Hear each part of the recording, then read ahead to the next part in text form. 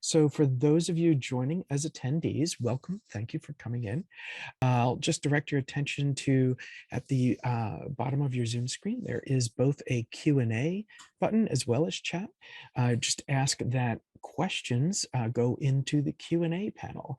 You're welcome to use chat to say things like, hi, everyone, and good morning. That's all very much welcome. And feel free to use that as you like. But as panelists, those of us in the webinar are going to be really kind of keeping an eye on the Q&A panel to look for questions that we should address. Hi, everybody. My name is Nick Justushin. I teach virtual production at Drexel University, and I'm just going to be kind of the host of this thing rather than the experts. The experts are the other ones in this panel. And so we have Barbara Lange from SMPTE. She has been the executive director of SMPTE for the last 12 years. And we have Chaitanya Chinchlikar. I hope I pronounced that correctly. With a last name like my own, I have to be careful about other people's last names. Chaitanya is from Whistling Woods, which is, Chaitanya, why don't you share a little bit about what Whistling Woods is? So we're a film and creative arts institute. We're about 15 years old. We're India's premier film and creative arts institute. And among many things, we do a lot of work in emerging media, including VR, photogrammetry, volumetric capture, virtual production, so on. Excellent. And then likewise, we have David Long from RIT. You're the director of the Media Center and something amazingly called the Magic Studio. And if you want to share a little bit about your role at RIT and what you've been up to there. Sure. So I've been at RIT for about 15 years. I am officially an associate professor with the School of Film and Animation, but I came to RIT to found an engineering program called Motion Picture Science in the film school, building on the aptitudes we've got here, training technicians, not just creatives. And of course, in the last 2, 3, 4 years, we've had tremendous interest and pursuit in the virtual production theme. So we've been focusing on that. The Magic Center itself is a cross-college, cross-program research center. So we attract students and faculty from our games program, our film program, design, media, AR, VR researchers. So it's a great digital playground and media production playground that services many, many students and faculty who otherwise kind of live in their silos in their own specialties. Excellent. And finally, we have Brad Rochon. Did I pronounce that correctly? That works, or Rochon. It's a Canadian French name, so. Okay. And so, Brad, you're joining us from Pixotope. Do you want to share a little bit about your role there and what Pixotope's been up to, particularly as it relates to virtual production? Sure. Yeah. So I manage the North American business for Pixotope, which is an Oslo-based company where our focus is software-based solutions for rapidly creating virtual systems, augmented reality, and on-air graphics. So you've seen our work in Super Bowl and Alter Ego and some other productions. So we're happy to be part of this initiative from SMPTE. Great. Well, thank you all for joining. And so I wanted to get right to it. Our topic is, of course, virtual production, in particular, SMPTE's initiative in this space, focusing on on-set virtual production, in-camera visual effects. There was actually already a question about my own camera setup, which incidentally is it's virtual production. Everything that's going on around me is Unreal Engine. I am at home, and I'll actually apologize in advance that there's some contractors working upstairs. The dog is down here. So hopefully I'll have good audio throughout all of this. But what's going on around me is Unreal Engine. It's just another example of all of this virtual production effort. But Barbara, you really started this at SMPTE with, I believe it's a Rapid Industry Solution Initiative. So I thought I'd go to you first and ask a little bit about how this all got started. What's the mission? Where do you see this going? So we'll go right with you. Sure. And for those who don't remember SMPTE as an organization, or where we, what we're all about, just briefly, we're founded in 1916 as a membership association, professional membership association, to help organize at that time, the growing motion picture industry. And we do that through our initiatives in setting industry standards, as well as through education and a global network of members. And I'm proud to say that all my colleagues here today are members of this organization. And like many, we are learning to pivot a little bit based on the situation that's before us. The pandemic has created all sorts of turmoil in the industry, media technology space. And so even prior to that, though, we were looking towards standards, there goes the dog, standards that are very software oriented. No longer is hardware the primary method of delivering standards in media technology. Software is really picking up. And then the pandemic pushed a lot more towards virtual production for obvious reasons. And one of the things we thought about was, how do we look at these new emerging topics like virtual production, and how do we engage with that community who may not normally know SMPTE and the work that we do, since we have a history that's not so software oriented. So we did a bit of a market research. We asked the industry around virtual production, do you think that there's a role for SMPTE to play? The answer was yes. Okay, great. And they not only said yes, but they said, and these are the things that we think SMPTE ought to look at, and for interoperability and so on. And then that led to, well, how do we kind of configure this program? And we thought, as a pilot project, we would ask the proponents, could you please support this effort so that we can hire a project manager and really make rapid progress, as the name says.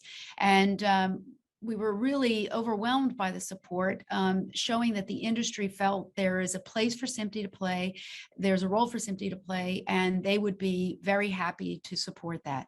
That led to RIS, Rapid Industry Solutions, think of it as a program that the idea is that conceptually, that the industry would identify a problem, the proponents would rally around that problem, we would hire a project manager to really accelerate the work, and then the results of that work would be given away freely to the industry. That's the business model of RIS. And the first one that we engaged in is on-set virtual production. The community came together. We hired Carrie Grubin to be our project manager, and she's been managing the project on a part-time basis, but almost full-time, I think, in moving the progress forward. And we hope that there will be more RIS initiatives coming out of SMPTE that can, really address, more proactively address industry issues, and see what the outcomes can likely be, either interoperability or education or some other solution that we haven't even figured out yet. So we're really excited by it. And what really sets this apart? Obviously, there's loads of manufacturers and software companies that are trying to put out their own information about, well, this is how to use our stuff. There are plenty of studios. There are a number of studios in the world that have successfully implemented this and are using this today, and have been for a variety of years, depending on how long they've been at it. So what is it that really sets this particular initiative apart from anything like that? And what is the trigger that really called for this as a need in your eyes? That's a great question. I think the first answer is that SMPTE has I think, a unique position in that, firstly, it's a global organization with members around the world who are passionate about quality and evolution of motion imaging.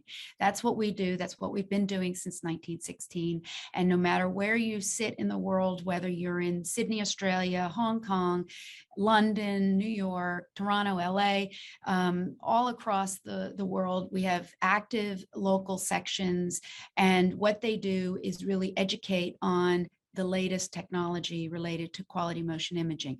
And not only that, we have also, being an internationally recognized standards body, we are a neutral platform. We are unbiased. We let the technology lead. And so we have a reputation that we will be unbiased and make sure that that we're consensus driven, so that everything can work itself through and no one party has a leading edge over any other party. That's really important, so that the end result is something that the whole industry can get behind. So we think we play a pretty good role, and it doesn't mean that individual companies or universities can't continue to do what they do and do very well, including promote their own products. But when we're talking about interoperability and really educating on the depth and breadth of what's happening in the world, I think SMPTE plays a unique role. The other point I would make is that we cover the gamut from traditional broadcast all the way up to motion picture and streaming. So wherever the motion image finds itself, that's what we care about. So we are, and a lot of organizations are really focused in one domain or another, and we really have a global view from a technology perspective. So we feel like we are in a position to help bring the right people together. And why, I think you asked why we thought this was important. I think the role of standards in our world has, the pace of technology has accelerated so quickly, and the role of standards, I think, are perhaps more important than ever. But the traditional due process of consensus building does take time for good reason. And so we don't want to upset that process, but at the same time, we know that we need to be much more proactive in helping the industry connect the dots and find solutions. Not everything needs to be a standard solutions, but that can help, connect the dots to greater interoperability and perhaps ultimately to a standard as well. So it's a real change in our own mindset of how we're tackling some of these problems with the industry together in partnership. Yeah, that's fantastic. And I think that neutral ground aspect is certainly, it definitely helps folks have an increased level of trust in the idea that the folks that are involved are indeed experts. But as a whole, working through SMPTE, it's much more of a neutral ground of we want to move everything forward. And you had mentioned education, unless you wanted to add more. Well, I did want to add one more thing, and I just the presence on this panel. The other thing that SMPTE brings to the table is the cross section of corporate or commercial interest with academia. Again, we have membership in both of those areas, and that's really important because the value that the students and the academic community can bring to commercial interests and vice versa, it's really helping to build that path. So I think, again, another reason why it was a good opportunity for us to take this on. So apologize if I interrupted you.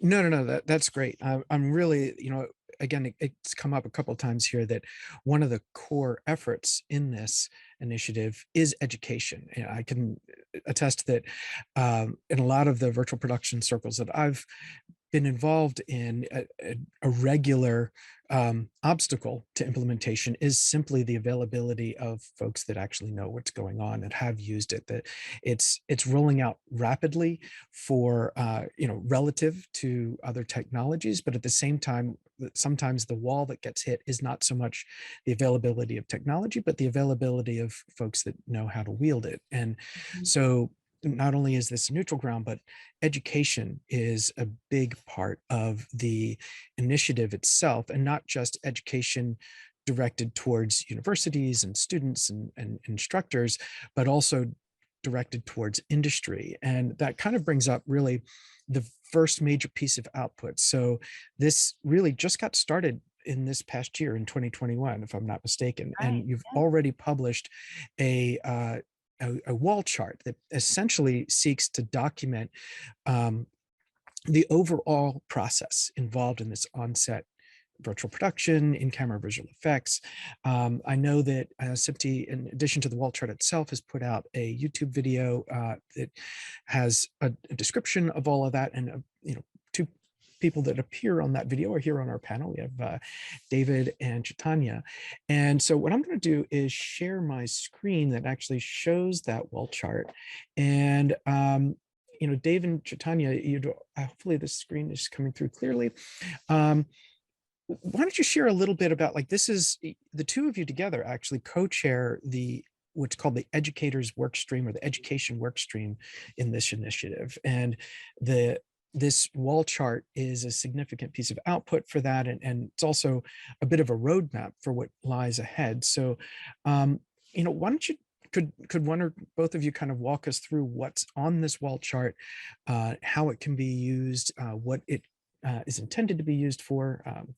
I'll go ahead with David first. David's nodding most emphatically. So, all right, thanks, Nick. Yeah, and just as a bit of an introduction, the RIS activity at SMPTE is broken down kind of into 3 areas of emphasis. Chaitanya and I are leading the education emphasis. This is where we're working as a group to figure out how to communicate to all tiers of folks out who want to learn more about this. And I won't even say just in the industry, I'll say those who are perhaps aspiring to get into the industry. That includes college students studying these materials, vocational students studying, even younger than that, who think that the technology is cool and they want to know how to get into it. The other 2 areas of emphasis are, of course, as Barbara alluded to, the interoperability focus, and that is a core discipline or a core contribution of SMPTE to be able to look for these opportunities to help all companies who are providing technologies and services to work together and to be able to provide solution that the industry can take advantage of. And it's basically making sure that we are focused on our own mutual success. If solutions come out that are too proprietary, of course, those become closed systems, and it's very, very difficult for the industry to grow holistically if we can't interchange signal and expertise and production technology with one another. So the interoperability group is going to be key. It's going to be looking for opportunities to find kind of roadblocks or instances where interoperability is weak right now, and perhaps we can commission standards activity or other conversation to try to make that better. And then, of course, our third initiative is with general outreach, and that is, as SMPTE, contributing to the industry, trying to welcome all who are interested in these particular topics to the conversation, so that we can grow that community, grow that breadth and diversity of input from people who are practicing it in every sphere. So the wall chart, yeah, this is, I would describe it best as something that should look very obvious to those who've been practicing virtual production and actually creating content over the last 6 to 12 months. And it should look extremely useful and wonderfully helpful to brand new folks who've maybe heard of the technique or are fans of different media productions that utilize the technique, but really don't know what's behind the scenes and making it happen. And certainly also don't know why it is or is not different from traditional production. So we absolutely focused on the topic of on-set virtual production, or as you said, Nick, in-camera visual effects, because truthfully, the topic virtual production goes back at least a decade. Those of us who've been thinking about it, working in it for a long time, would probably more generally describe virtual production as any workflow which uses real-time rendering or advanced CG live action interchange to be able to produce novel composite effects. And maybe not going all the way back to live chroma key, green screen, that kind of stuff, but certainly performance capture, motion capture, tracking, some of the virtual cinematography tactics employed in major motion pictures by James Cameron, Peter Jackson, and others. And it's really matured to now being an accessible workflow to so many productions because of the rapid technical competency of key components of these workflows. And in particular, it is real-time rendering engines and high capable tracking technologies, as well as I think most people think is the most overt visual of virtual production. That is these large displays, right? These LED walls or perhaps rear projection screens that are set up behind talent and magically give you real-time parallax and graphics update as a cinematographer skillfully navigates a shot and starts trying to peer at the foreground talent from different directions, and they want the background environment and background virtual art to appear natural in that. So we broke it down into a couple sections, and I'll hand it over to Chaitanya perhaps to dive into some of it individually. But it's really a tale of a top half and a bottom half here. The top half is an emphasis on the tasks and roles that are a part of a normal production, and then built into that are also some of the new tasks and new roles, the new language that are part of a virtual production as a unique workflow for media. And then the bottom half was probably more near and dear to Chaitanya and I, and that is really elucidating the skills necessary as these technologies emerge and helping folks who want to get into it recognize the diversity of education they should seek out, or the diversity of talent that are required to pull these things off professionally. And there are some overlaps with traditional production, but those who review that content see that there's a lot that's very, very specific to these particular on-set virtual production modalities. So Chaitanya, why don't you talk a little bit about some of the different categories here? Again, to the audience who's attending with us, I'm sure some of this stuff looks a little bit familiar, but maybe a deeper dive would help. Sure. Chaitanya, just let me know if you would like me to zoom in onto any area. So if I'll you zoom can in. just allow me to share my screen, I've got it set up so I can just click through. Sure. So yeah, thanks so much. Thanks, David. Thanks, Nick. Just like David was mentioning, the wall chart is the starting point. It's if you would like to think of it as a 35,000 foot view of what the virtual production workflow, what the virtual production pipeline is going to be. And that's really what we wanted to build. And that's what we have built. So what I am going to do is just quickly share. Yeah.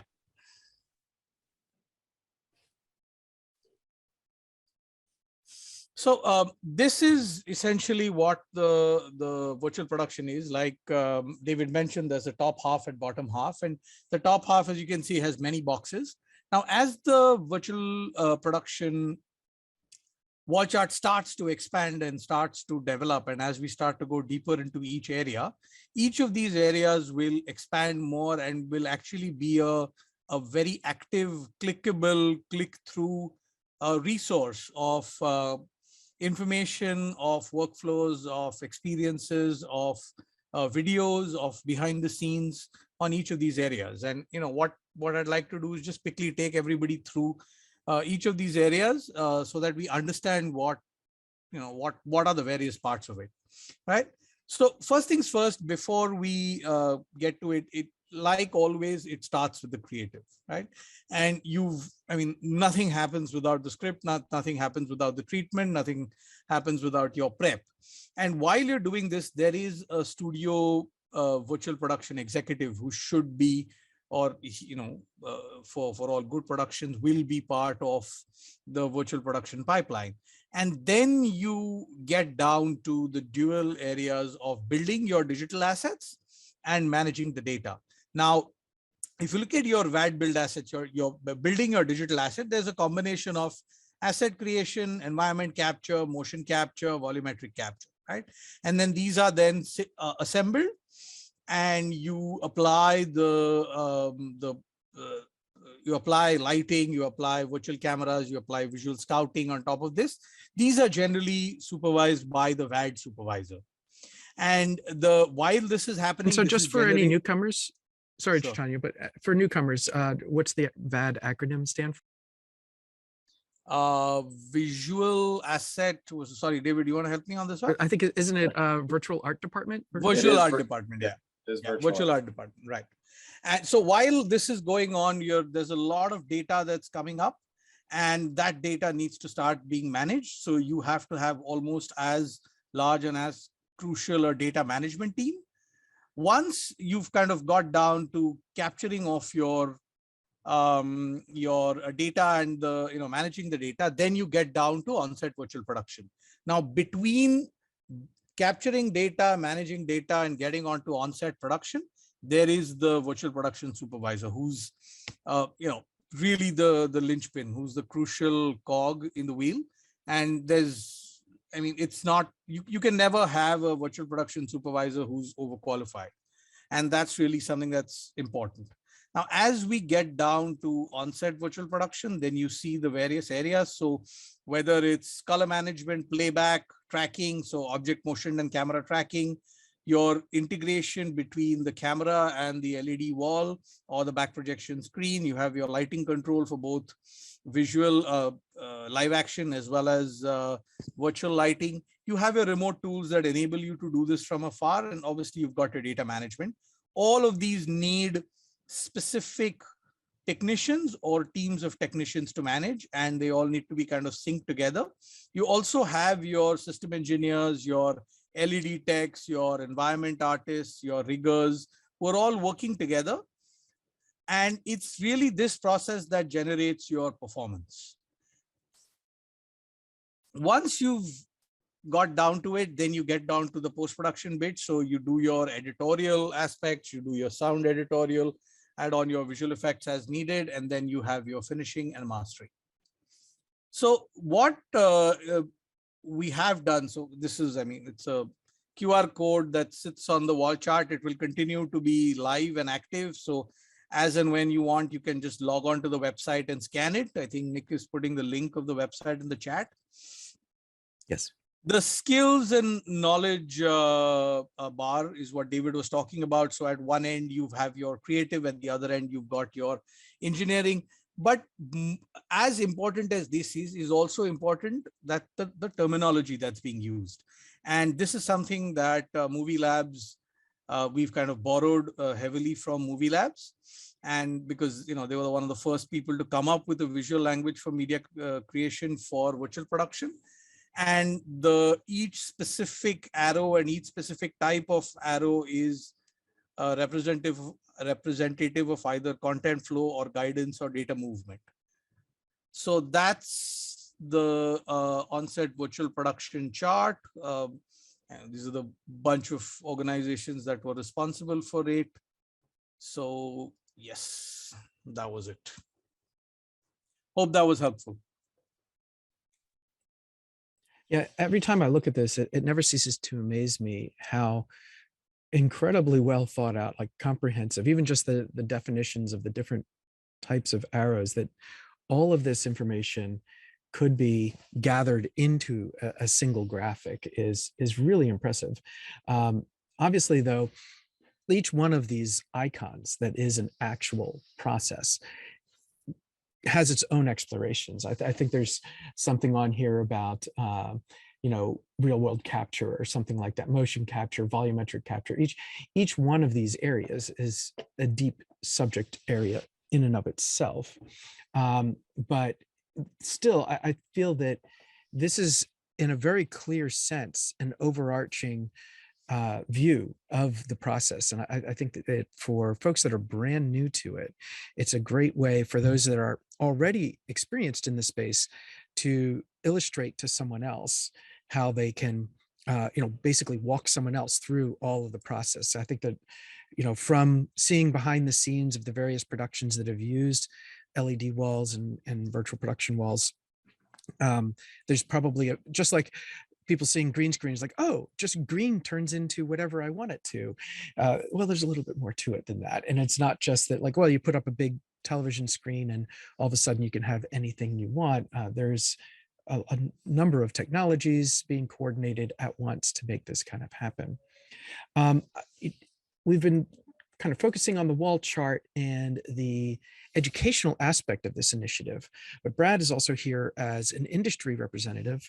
And so, Brad, seeing what's already come out from the SMPTE RIS and having a sense of where it's going, what drew you as an industry professional and as an industry organization to get involved, and what's the value of that, and what's the contribution that that you can bring? Sure. Well, I think Pixotope's not alone in this. A lot of vendors and studios and pretty much everyone involved in this space are struggling. Have been struggling to find people to learn how everything hooks together, right, to kind of build their business. And it became quickly apparent to us that there's not just going to be one company or one set of standards for this. It really needs to be an industry-wide initiative, and that's what I've been involved with SMPTE for a very, very long time, and they've as Barbara mentioned, neutral, very responsive to the industry. And what drew me to this primarily was the education aspect of the initiative, right? Because I think for virtual production to be truly successful and to really accelerate is all boats have to kind of rise together. There's all the different constituents that need to work together, and that wall chart, I mean, that's just proof. I mean, typically if there's a knock against SMPTE, it's always been it takes forever, right, for standards to roll out. So I think it was brilliant to call this rapid industry solutions, and actually to prove it within a few months to come up with this wall chart, which is, I agree, it's spectacular, but that's just 2D. Like Nick, like you mentioned, this is actually a 3D chart. We just, we're going to get there. We're going to be able to drill down in each of those blocks. And part of my involvement as outreach is to make sure we fill in all those areas of expertise, because it is very deep. I mean, just the game engine itself, which is our expertise at Pixotope, we have probably a dozen different people that have expertise in little piece, slices of the gaming engine, right? It's just so complex. So having this this wall chart really helps guide us and make sure we bring in industry experts that fit into all those slots. And then the other work streams, interoperability, to make sure we're figuring out how they all connect. And then maybe there will be some standards driven out of that initiative, right? And then the education part of it, to me, is just critical. I mean, if you look, there's a couple problems I saw right away in this space. Is the lexicon is just different. Like, no, we don't all speak the same language, right? So that's a problem. So that's one of the things we need to figure out. And I think having the wall chart start to describe, common language is important. That helps everyone, right? That's not vendor specific. And then just helping to educate the market and show that, I've got a 22-year-old son, and I'm trying to convince him that, virtual production is actually not a bad place to spend your time, because it's just in its infancy. Even though you talk to people that have been in the industry a long time, decades ago, doing virtual production or green screen, right? Now it's accelerated with game engines and tracking solutions and some of that, the assets that can be built now affordably by just about anyone, right? You don't need a $100,000 graphics box to create an image. But if you look on LinkedIn, you see everyone from Industrial Light and Magic, Unreal, all the studios. They've got, if you go to their careers page, it goes pages and pages of open positions, or they're seeking people, and they're just, those people aren't out there. So I think the education part of this initiative is truly important. I know, Nick, you've been at Drexel, been doing the Unreal stuff for a few years. I know Chaitanya has been involved in this for a long time. That's really critical, because it's, even though all the vendors have their own, do their own training, and they're trying to educate people on their product, you really need a next level. SMPTE is just the best place to drive that, right? And to bring in the people, and like Barbara mentioned, it's a neutral platform that we all have the same goal. We all want to educate the industry, right? We're not trying to own just a piece of it. We're trying to provide our expertise across the industry. So Yeah, I as soon as I saw this, I needed to be a part of it, because I truly believe in it. And I think they just nailed it on, it was very timely, right? And it's Yeah, going to be, no, I think yeah, you have a great point about, David, Chaitanya, myself, and plenty of others. I mean, there's a good number of educators involved in this initiative already. Prior to this and getting directly involved, the typical model in the academic world is to work on your thing in your institution, and then on maybe an annual or somewhat slightly more often basis, you publish a paper or you do a talk and you go to a SIGGRAPH conference and, hey, here's what we did over the last year or 2 years. And then everyone, oh, that's great, I'm going to use that. And we build off of each other. But it does happen in something of a serial mode where it's, I made something, I showed it to everybody else, and then, folks take another shot at that and then come back a year or two later and say, hey, this is what I did with that. I really feel like as an academic, as an educator coming into this, that very much like the virtual production itself has turned visual effects production into a real-time activity, this RIS has made the development of educational materials a real-time activity. I mean, I've had, just getting involved with this initiative myself in just the last couple of months, I feel like I've had more contact with David and Chaitanya over these just couple of months than I would ever have had in any single conference. And it's, we're regularly consulting with one another and working towards different directions. And, your other point about the various vendors that this is useful for is great too. I mean, there's no one company, as much as we see consolidation happening in the industry. We see different software companies acquiring other software and hardware companies merging and things like that. But there is no one vendor that has a solution for every square on this chart. There's no one that does software and motion capture and cameras and lenses and video mixing and all of these different components. You have to integrate solutions from different vendors in order to make this work at all, period. Mm-hmm. And so having this neutral ground for SMPTE, kind of gathering that information and helping folks understand how it works all together in a very neutral way, it carries a tremendous amount of value. Absolutely. Both for educators as well as for industry itself. Yeah. So with the wall chart in place, and we're about 40 minutes into our little panel here, what's next? Okay, so the wall chart's there. SMPTE's very, very busy. It's not like the wall chart happened and everyone just sat back and said, okay, we're all done. In fact, it seemed to be, internally very much like a Kickstarter of like, okay, now we really have to get to work because now the wall chart's out. And so I don't know, maybe starting with Barbara and then going around to everybody else. I mean, what do you see coming next for the initiative? Yeah, well, we do hope and expect that the wall chart will be sort of the launch pad for deeper dives, make it more interactive, make it more useful.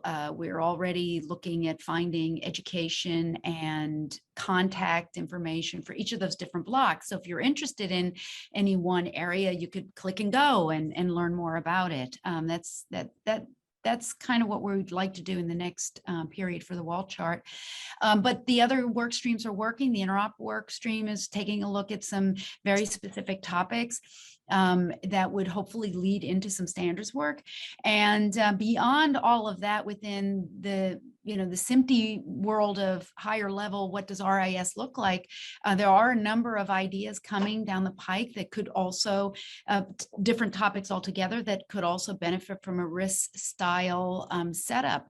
So I think the success of this particular initiative proves that there is a new way of going about acquiring knowledge and sharing knowledge in the standards process. And I would imagine you're going to see a lot more RIS initiatives coming in the future. It's my appeal. David and Chaitanya, what's up next for the education work stream? Sure. So maybe as a prelude to an answer to that, I think it's important also to recognize that this particular topic is really in its infancy, and where people know SMPTE or where people know contributions to media standardization tends to be as you're kind of transitioning from infancy to a little more mainstream, and you really, really want the industry to grow and be successful by those tenets of interoperability and cooperation. The cool thing here is that really tackling a topic that's in its infancy, those of us who are academics with a research bent are really, really excited to continue to explore the space and have fun. We have now for just about a year been teaching virtual production at RIT, and it's been a great experiment, bringing in our faculty from our animation program, from our 3D graphics program, motion picture science, film programs, and even contributions from the games program to just try to figure it out and explore. And the classes as they're taught are very much faculty and student learning along at the same time. I think that's so critical. And I'm answering this first because I think it's underpinning to the mentality of the education work stream that people need to know on the outside. And I think there's a misconception perhaps of academia or of structured education, that you get a bunch of experts together, know exactly how everything works, build a curriculum, and you can prepare all the homeworks and all the activities a semester or 2 semesters in advance. And if you stop and think about that, that means that as a quote expert in academia on a topic, you know what the world is going to be doing in that topic a year from now, and you intend to teach people what it's going to be a year from now. And that's just not going to happen in this space. So it's been tremendously fun to kind of navigate, and it's a little off-putting for students. Students come into class and the faculty looks at them and says, yeah, I don't know how to do that either, so we're going to spend the next couple of weeks trying to explore and figure out, and we're all smart here, and so we're going to identify maybe plugins we need to write, or code we need to generate, or tactic, or experimentation, and expose people in the filmmaking process to things they never knew they'd have to worry about. Myself, I'm a color scientist, so the minute you stick a big wall that makes light on a set, everyone's like, wait a second, that's not supposed to act like a big TV. That's supposed to act like there was a scene there. So the light has to be the same as the scene.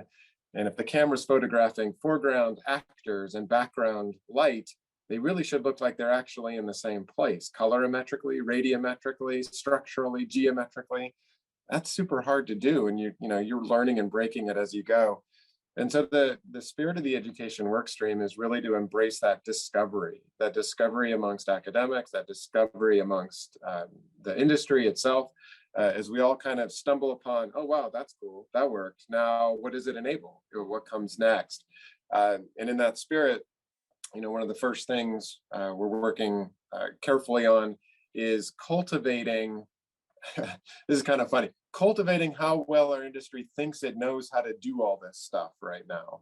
So we have wonderful, wonderful participants, game engine companies, individual hardware and software companies, who are publishing great, great resources and tool sets, either for their systems or for a comprehensive look at virtual production, like you'd expect from an academic institution. There's even some formal training programs that are industrially focused, in addition to the ones that are academically focused at our universities. And we're trying to figure out amongst that group, how well do we think we know this thing now, and what can we do to curate that content for the greater good, for people to have a single one-stop shop to learn how to learn this stuff, but then also to help us identify, no, this stuff is changing so fast. We're going to need a course in this almost immediately, next month, 2 months from now.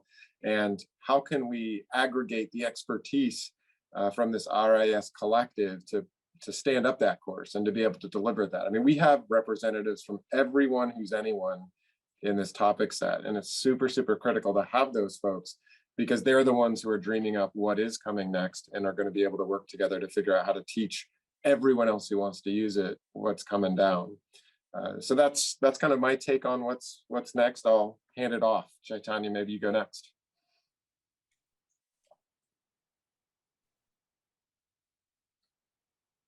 Yeah, thanks, David. So like David said, the idea is to learn from each other, learn from what everybody's been doing all over the world, and then take that, apply it into every single aspect that you're doing towards development of on-site virtual production. So, for example, we have an emerging media lab on campus, and we're very aggressively focusing on breaking the virtual production pipeline down at a short level to get to almost disaggregate the coming together of the conjoined content, and how do we solve each piece before we put it all together on on a bed of a gaming engine.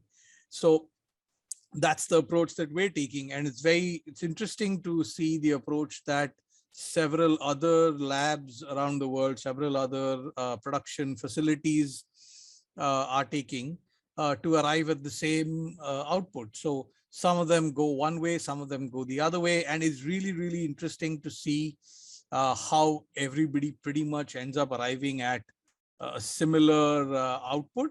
You've just taken completely different paths, and more often than not, it's these different paths that increase efficiency, that help you to do things in another way that you hadn't thought of doing earlier. So in addition to all the cool tech and all the cool software and all the cool hardware that one gets exposed to when you are experimenting with on-set virtual production, it's really more fundamental. It's about reimagining the content creation pipeline, given all these tools you have at your disposal. And that's the fundamental academic approach, if you want to use, kind of look at it that way, where the core hypothesis is that we are all natural storytellers. And if we are able to wrap our head around the technology of the time, we can tell an audiovisual story. So whether it's a piece of sharpened charcoal and a cave wall, or it's a LED wall and a very, very complex object motion and camera tracking system, along with two live action cameras, one motion captured asset sitting in a volumetrically captured house, or a photogrammetry captured house.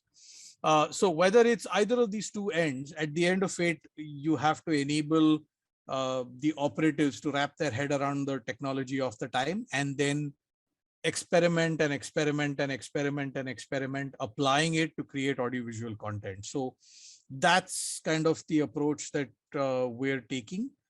Now, all this is not possible without some kind of collective information, collective resource gathering. And that's really the big task that's currently underway, where we've asked, like David said, anybody who's everybody's part of the team.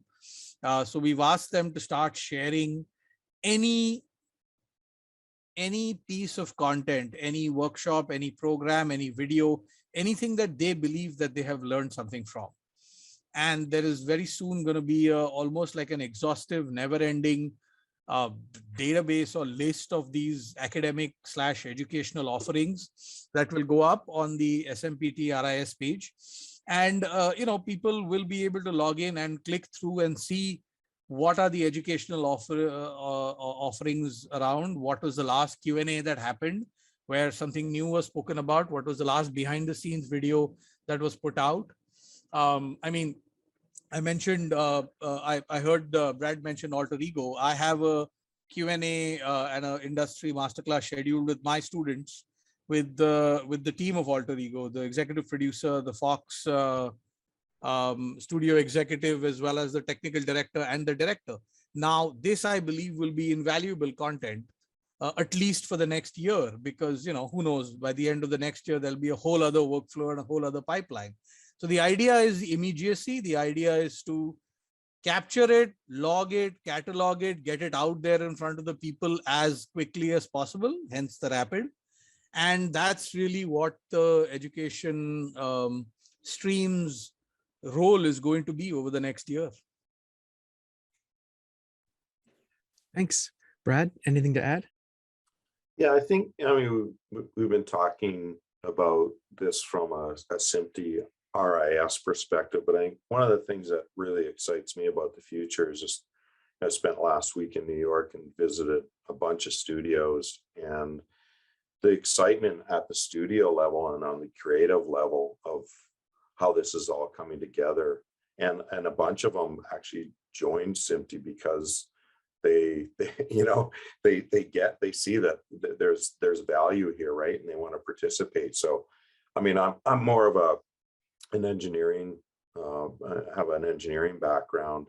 And when I get on studios and start talking to the creatives, I mean, that just, I just love it, right? Like they really, these are tools that they're figuring out every day, and they're finding new ways to exploit them. So it's very organic, right? And, you know, we're going to be pushing out content, but it's going to be changing. It's going to be real time, right? And I think for the, you know, the creatives, this is just, it's an amazing time to be involved in media and entertainment. So I think, to me, this is part of it. Like this initiative really kind of is helping to kind of prove that, yeah, this is real. This is like, you know, this isn't going away next year. This is the future of content creation, right? How we use it. So being part of that is super exciting, not just on the SMPTE side, but on the creative side, on the, you know, on the studio side as well, right? So Yeah, and you know, I think segue's great. We only have a couple minutes left. One overarching theme that comes out of this is that there's a tremendous amount of overlap with this, the membership in this initiative of both academic institutions, personnel, individuals, as well as industry. And, you know, again, having only been involved myself for a short amount of time, that has proven to be tremendously valuable. And so if anyone is watching, if you're on the industry side, you should know that this SMPTE RIS group has a number of academic institutions that are already involved in working in this space. And as I look around the panels, I know that at RIT and at Whistling Wood, at Drexel, we've all leveraged our facilities for, you know, professional projects as well. And, you know, another one of those challenges out in the world is like, how do I find that, you know, the right studio to use, or I have an experiment that I want to run. You know, it's going to cost XYZ to rent out a full studio and do every little step of this production process. But, you know, if there's an academic institution, especially if you look at the directory of folks that are involved in the SMPTE IRS, you're likely to find folks that are interested in doing experiments, especially interfacing with professionals. And so there's definitely a reciprocal value going on there.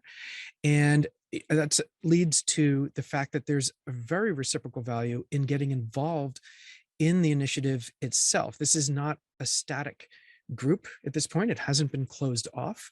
Obviously, we'll be publishing quite a bit as we go, but there's even more value to be had by being directly involved. Barbara, did you want to speak to that at all? Sure. And I think, one second, I feel like I made a profile. Well, whatever. Anyway, never mind. I'm not, after all this time on Zoom, I'm still a novice, I guess. Anyway, no, I think that's the value that we've seen in this project, is that it has really embraced, you know, the whole industry and the global industry. So we have a very good group of participants, but we're always looking for more. We're always looking for people who can, you know, focus on a particular area that can contribute. And that's part of why this wall chart is so amazing, is that we can see where we might have a gap in terms of our participant list. Right now, we are interested in cloud providers, for example, to become more actively involved. And we are having conversations with them, and hopefully that will transpire. But yeah, we invite you to, I think Nick has a link that he can put in the chat. If you're interested, thank you. If you're interested, please just post that, go there and register your interest, and we'll be in touch with you, because it does take the whole village to really really understand and educate and share the knowledge and advance, most importantly, advance the technology so it's so much more useful. I myself am a little nervous because I'm never going to know in the future, is it real or is it virtual when I watch a program or watch a movie, right? I've heard that theme a little bit lately, so But yeah. that's okay, as long we as it's wonder good quality. we wonder about the actual world around us, for that matter. Right. Well, thank you all for joining in this panel. We're coming up on 5 minutes before the hour. I think we really covered a lot of ground in this conversation, and rather than opening up to questions, I think we'll just be respectful of everybody's time and wrap things up. There is a contact link in the chat right now for anyone who's attending that likes to fill out that information and learn more directly. And this will also be posted on YouTube so that it'll be available for folks to refer to later. So everyone, thank you so much for joining, attendees, panelists, all alike. And I think that's all we need to do for today. So we're closing out just before holidays and a whole new year ahead of us to start. So I hope that everyone enjoys whatever holiday it is that you celebrate, and that everyone has a wonderful, exciting, and productive new year ahead. Yeah, and thanks, Nick, for organizing this. Yes, thank you, Nick. Thanks. Thanks, Nick. Everybody. Take All care, right. everyone. Have a great week. See you, everybody. Take care. Bye-bye. Bye. Bye.